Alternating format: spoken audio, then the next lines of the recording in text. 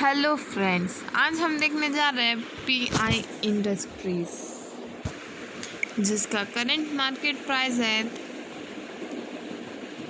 1593 और इसका देखिए, इसका इंट्रिंसिक प्राइस है 489। स्टॉक अंडर वैल्यूड नहीं है। और ये देखिए, हम इसका फंडामेंटली देखा जाए तो इसका बाय करके दिया गया है, लेकिन टेक्निकली इस कंपनी में कुछ वीकनेस है जिससे रिड्यूस हो गया है। और कंबाइंड देखा जाए बाय ऑन डिप्स बोल के दिया गया है। और ये चलिए हम देख कंपनी करती है क्या। PI industry is principally manufacturing agri inputs comprising of crop protection chemical and plant growth nutrients, यानी ये जो सीड्स एग्रीकल्चर का जो भी केमिकल जो भी यूज होता है वो सब ये इंडस्ट्री बनाता है। और ये देखिए, इसका बुक वैल्यू है 189।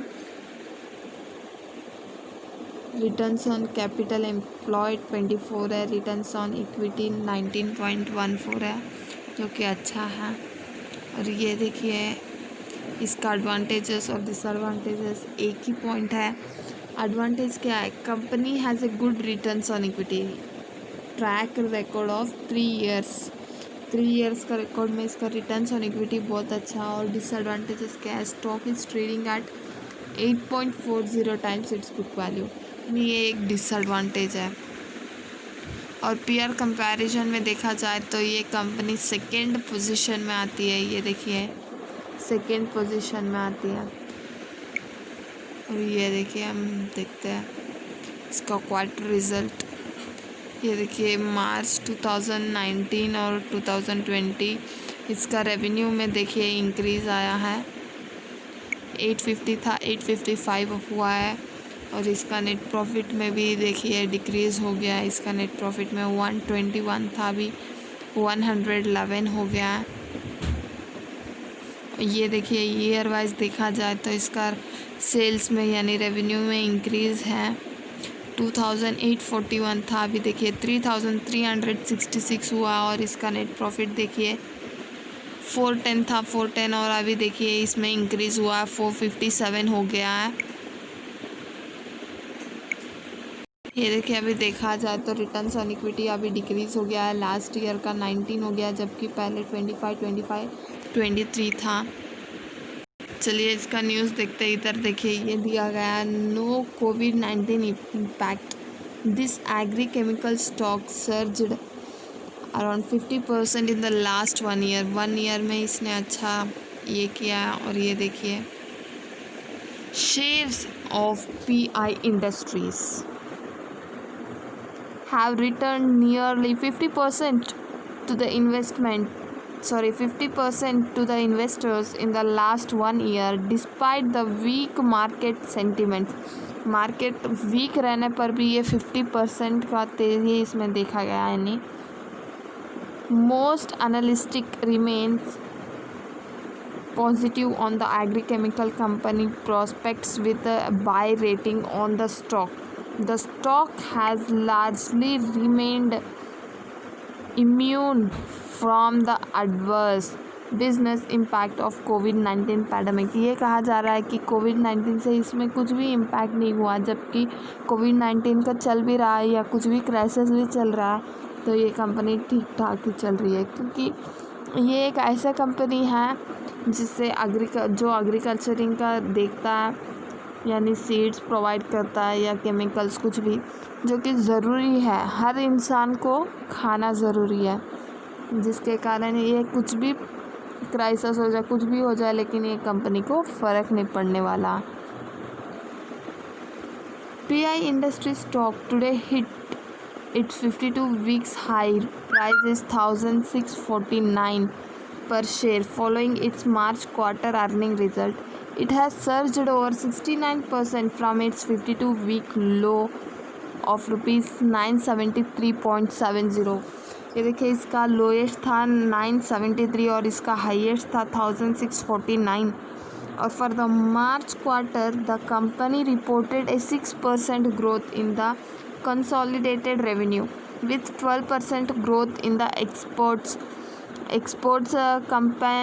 compensating for 12% decline in the domestic business। ये देखिए 12% ग्रोथ एक्सपोर्ट में हुआ है, यानी इंडिया से बाहर के देश को जो भेजा जाता है उसको हम एक्सपोर्ट बोलते हैं, यानी एक्सपोर्ट में 12% तेजी गया। वही डोमेस्टिक में यानी अपना देश में 12% डिक्लाइन हुआ गया। तो ये क्या हो गया, ये बराबरी हो गया इधर।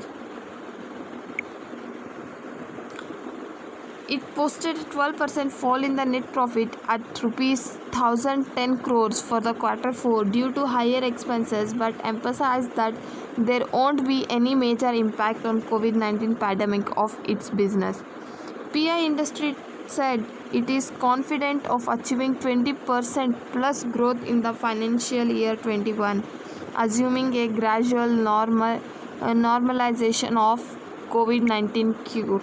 यानी ये कंपनी कहा गया कॉन्फिडेंटली कि 20% इसमें अच्छा ग्रोथ देखा जाएगा फाइनेंशियल ईयर 21 में 2021 में, जबकि अपना कोविड-19 ये भी नॉर्मल हो जाएगा। It indicates that the outlook from global customers remain robust with no indication of changes in demand forecast। Demand forecast किया जाए तो इसमें कुछ भी चेंजेस नहीं देखा गया। The management also said that they have developed and scaled up any advanced immediate for patients COVID-19 drugs। Additionally, they have tied up with a few large pharma companies from India and Japan where suppliers are expected to commence from financial year 21। यानी देखिए इधर कहा गया है कि इन्होंने try भी किया है कि कोविड-19 का कुछ ड्रग्स को यानी फाइंड आउट करने यानी मेडिसिन को, लेकिन सभी जापान से भी इन्होंने पूछताछ की है, लेकिन सप्लाई होने तक 2021 हो सकता है इनका कहना है।